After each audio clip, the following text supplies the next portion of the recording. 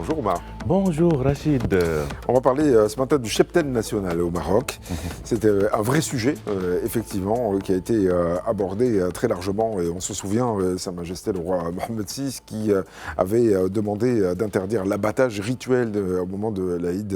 C'était pour préserver le cheptel, avec cette nouvelle mise à jour qui est la vôtre ce matin et qui a été faite par le ministre de l'Agriculture. C'était hier au Parlement. Oui, disons que c'est celle du ministre Pluto qui était justement, comme vous l'avez dit, au Parlement hier, en réponse donc à une question orale à la Chambre des conseillers, parce que comme on le sait, c'est un sujet d'importance majeure. Vous avez parlé de l'Aïd al-Adha, mais aussi du prix des viandes rouges au quotidien. On va y revenir tout à l'heure. Alors, globalement, le ministre a répété ce fameux chiffre, 32,8 millions de têtes de bétail qui sont recensées de façon générale au Maroc. Il faut dire que quand même, c'est une baisse par rapport à ce que cela a été durant la décennie précédente, par exemple. C'était globalement une diminution de 38% quand on considère avec toutes ces années de sécheresse. Donc, ce nombre a baissé énormément.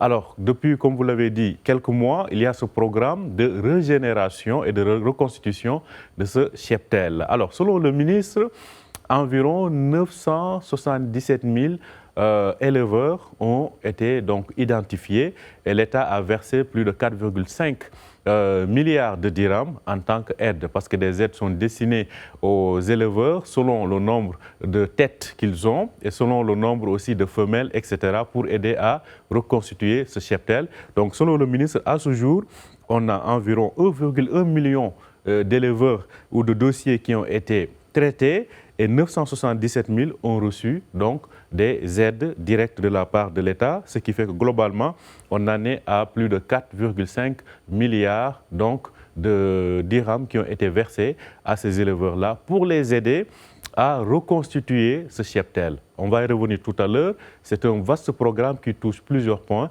Donc là, c'est des aides directes qui leur permettent d'acheter du foin, entre autres, et de reconstituer le cheptel. Alors, comment se structure justement cette aide qui est destinée aux éleveurs marocains? Oui, alors c'est un programme global de plus de 6 milliards de dirhams qui est en place pour essayer de reconstituer ce cheptel. Il y a plusieurs axes. D'abord, le premier, c'est la restructuration de la dette des éleveurs. Donc, il faut en tout cas annuler. On a annulé pas mal de dettes, des montants conséquents de la dette des éleveurs. Il y a aussi le soutien à l'alimentation animale, parce qu'on sait que c'est la sécheresse qui est à la base de tout ceci et que le couvert végétal avait fortement baissé, donc ce qui fait que le bétail n'avait plus de quoi vraiment se nourrir et cela a conduit à cette baisse du cheptel, mais aussi de la production laitière. Donc l'État importe ou bien en tout cas facilite les moyens d'avoir cet aliment de bétail pour donc, les éleveurs. Il y a aussi l'identification des femelles reproductrices parce qu'il faut noter qu'il est interdit désormais d'abattre ces femelles-là, histoire d'aider à reproduire le cheptel national. Il y a aussi une campagne sanitaire préventive et un accompagnement technique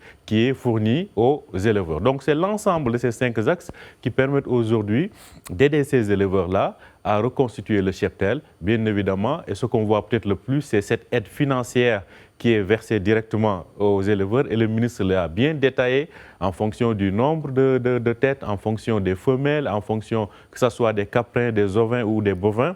Donc cette aide est structurée de cette manière-là, ce qui permet aux éleveurs de reconstituer progressivement. On ne peut pas dire qu'à l'heure actuelle, on a vraiment reconstitué le cheptel. Non, mais ça progresse un petit peu. Les chiffres sont, disons, en augmentation par rapport à ce qu'ils étaient il y a. Alors là, le ministère, il faut dire que le ministère reste aussi flou parce qu'on a du mal à avoir les données A jusqu'aux données B. L'évolution, on a du mal à la voir. Ce qui est sûr, c'est qu'on a recensé 32,8 millions de têtes globalement au Maroc à ce jour-là. Alors, le cheptel est en reconstitution, mais on est encore bien évidemment très loin de ce que cela a été durant les années d'avant sécheresse, bien évidemment. Il faut être bien sûr patient. Comme il faut l'être avec la vie, parce que là, on parle d'être vivant, bien entendu. Cela dit, Omar, comment évoluent les prix des viandes rouges sur le marché marocain? Parce que ça aussi, on a connu des flambées à cause de ces problèmes de cheptel. Alors, on en est où? C'est ça. Alors, Rachid, il faut dire que globalement, On note une petite baisse, mais les prix sont encore à des niveaux très élevés. Pourquoi? Parce qu'en fonction des régions, en fonction de là où on achète, on a des prix, par exemple, de la viande bovine, c'est-à-dire de la viande de vache, hein, des bœufs et autres, on est à environ entre 110 et 120. Okay, ce sont les prix du marché. 110 et 120 dirhams le kilo. Dirhams le kilo, bien évidemment.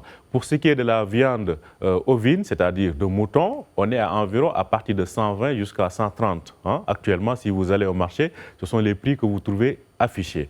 On est peut-être descendu par rapport aux 150, aux 140 hein, en un moment, mais on est encore au-dessus des 80 dirhams ou des 85 dirhams auxquels on était habitué pendant plusieurs années. Donc c'est dire que les prix sont encore à des niveaux élevés. D'ailleurs, l'État avait permis importe toujours hein, de la viande rouge, même dans le projet de loi de finances actuel, certaines exonérations ont été reconduites par rapport aux importations. Donc, ce qui permet à l'État d'essayer d'amoindrir un peu, donc de s'approvisionner depuis l'étranger. Mais globalement, il faut dire que les prix sont encore à des niveaux élevés. Peut-être que si cette saison agricole s'améliore et que les conditions sont plus favorables, peut-être qu'on assistera là aussi progressivement à des prix de la viande rouge qui pourront baisser. Là aussi, il faut espérer de la pluie. De la pluie, il y en a par endroit. C'est le cas à Tanger d'ailleurs, mais pas forcément partout. Donc il faut encore l'espérer. Merci beaucoup Oumar Baldé. C'était la Story Echo.